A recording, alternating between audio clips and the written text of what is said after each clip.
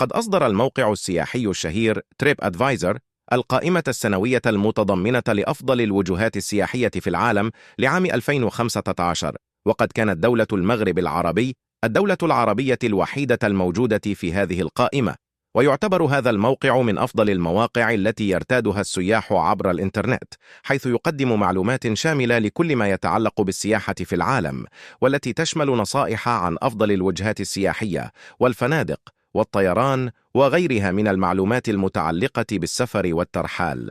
وتعتبر المغرب من أجمل البلاد العربية، وذلك لأنها تحتوي على العديد من الثقافات التي تندمج مع بعضها البعض، فيوجد في المغرب الثقافة العربية والثقافة الفرنسية والثقافة الأفريقية، كما يوجد في المغرب العديد من المساجد المصممة على الطراز الإسلامي العريق، حيث تقع المملكة المغربية في أقصى الشمال الغربي من قارة أفريقيا، ويحدها من الشمال البحر الأبيض المتوسط، ويطل عليها من الجنوب موريتانيا، ومن الجهة الشرقية الجزائر، ومن الغرب المحيط الأطلسي. وتحتوي المغرب على العديد من الموارد الطبيعية، من أهمها الفوسفات، بالإضافة إلى الأسماك والأراضي الزراعية، ومن أهم منتجاتها الخضار والفواكه والزيتون والحبوب. كما تتميز بتوفر الطاقة الشمسية والهوائية المتجددة. وتتميز السياحة في المغرب باختلاط عبق التراث مع الحاضر المعاصر، حيث تحتوي على العديد من الأحياء القديمة التي تقع في المدن الكبيرة، والتي تتميز بأسواقها ومطاعمها ومقاهيها. ويتميز أهل المغرب بأنهم مرحابون وطيبون، حيث لا يبخلون في تقديم صحون الطاجين المغربية للزوار. كما تتميز المغرب بأنها بوابة أفريقيا والشرق نحو قارة أوروبا وأمريكا الشمالية والجنوبية، حيث تمتد المغرب على ساحل المحيط الأطلسي والبحر الأبيض المتوسط، ليكون لها جغرافية تميزها عن البلاد الأخرى وتجعلها من أجمل المناطق السياحية في العالم.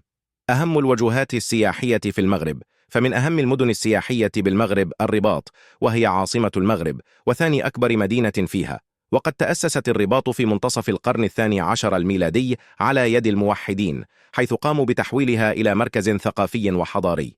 وتقع هذه المدينة على سهل كبير على شاطئ المحيط الأطلسي، وعدد سكانها 1.5 مليون نسمة، وتحتوي على العديد من الأماكن السياحية، منها ما يأتي: نهر أبي الرقراق، وهو نهر يمر في منتصف المدينة، باب الرواح وباب الأوداية، وهما البابان اللذان يقعان في المنطقة الغربية من السور، حيث يتميزان في الهندسة المعمارية والزخارف والنقوش المكتوبة بعبارات بالخط الكوفي.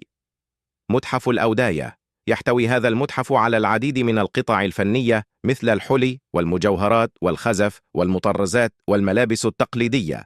متحف الفنون الشعبية، حيث يمكن الذهاب إلى هناك ومشاهدة الحرفيين وهم يعملون. متحف الآثار القديمة، يقع هذا المتحف في المدينة الحديثة، ويحتوي على العديد من القطع التي وجدت منذ العصر الإسلامي، وكذلك منذ عصر ما قبل التاريخ. مسرح محمد الخامس، وهو أكبر مسارح المغرب. أيضا مدينة الدار البيضاء، وهي أكبر مدن المغرب، وتعرف أيضا باسم كازابلانكا، ويبلغ سكانها 8 ملايين نسمة. وتتميز هذه المدينة بمناخها المعتدل، حيث تصل درجة الحرارة السنوية إلى ما يقارب 18 درجة مئوية. وتتأثر الرطوبة والرياح بالمسطحات المائية القريبة، مما يساعد على اعتدال الجو في فصل الشتاء وتلطيف الجو في فصل الصيف. وهي من أجمل المدن المطلة على الساحل المغربي، والعاصمة الاقتصادية للمغرب، حيث تحتوي على أهم ميناء في قارة أفريقيا، ومطارها هو الأكبر في البلاد. ويوجد في الدار البيضاء العديد من الأماكن السياحية الجميلة، منها ما يأتي: ساحة محمد الخامس، تتميز هذه الساحة بطابعها الأندلسي، ويوجد بها نافورة كبيرة يتجمع حولها العديد من الأشخاص عند حلول المساء. مسجد الحسن الثاني، يقع هذا المسجد في المركز الثالث بين أكبر مساجد العالم.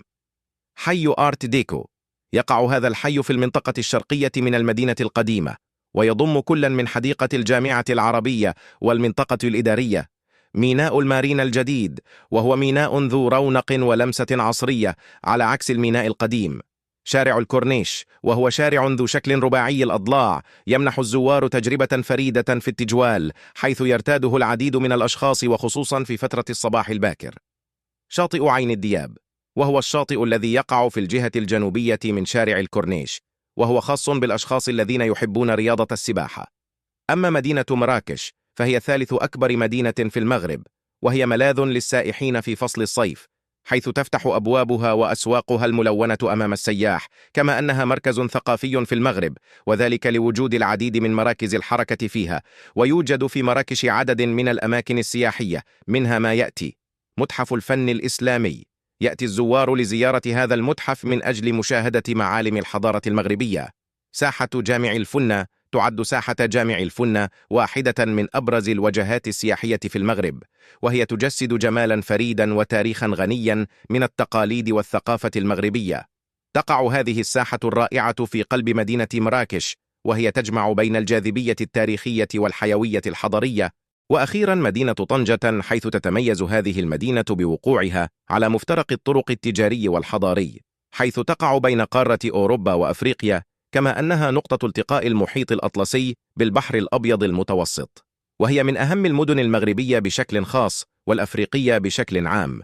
وهي مدينة ثرية اقتصاديا، حيث تحتوي على العديد من البنوك والشركات الاقتصادية، الأمر الذي جعلها إحدى المراكز الثقافية المهمة في قارة أفريقيا ككل، حيث تحتوي على العديد من المسارح والمتاحف وقاعات الفنون. وتحتوي طنجة على العديد من الأماكن السياحية، منها القصبة. تقع القصبة في أعلى نقطة من مدينة طنجة، مما يمكن السياح من رؤية إسبانيا عن بعد، ويشجعهم على التقاط الصور. وهي من أندر النقاط في العالم، حيث يتمكن الإنسان فيها من رؤية دولتين في الوقت ذاته.